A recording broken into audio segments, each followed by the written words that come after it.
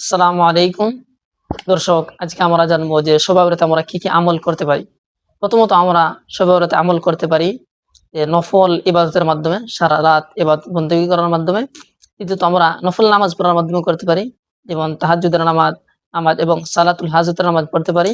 চতুর্থ আমরা তাসবিহ তাহলিল করতে পারি, যাতে আমরা সারা রাত তাসবিহ তাহলিলের মধ্যে কাটাতে পারি। চতুর্থ আমরা কবর জিয়ারত করতে পারি। কেননা আমাদের মুর্দেগানদের জন্য, আমাদের আত্মীয়দের জন্য, মৃত যারা আছে ওনাদের জন্য আমরা কবর জিয়ারত করতে পারি, দোয়া করতে পারি আল্লাহ তাআলা যাতে ওনাদেরকে মাফ করে দেন। এবং আমরা মানে শাবানের ১৪তম রাতের পরের দিন ১৫তম দিনে আমরা রোজা রাখতে পারি। রোজা রাখতে পারি এবং সাথে, সাথে আমরা ওই দিন দরিদ্রদের সাহায্য করতে পারি। দরিদ্রদের সাহায্য করার মাধ্যমে আমরা মানে পুরোপুরি আমলের মধ্যে আমরা এই দিনটা আমরা কাটিয়ে দিতে পারি। শাবানের দিনগুলো আমরা কাটিয়ে দিতে পারি। সালাম আলাইকুম।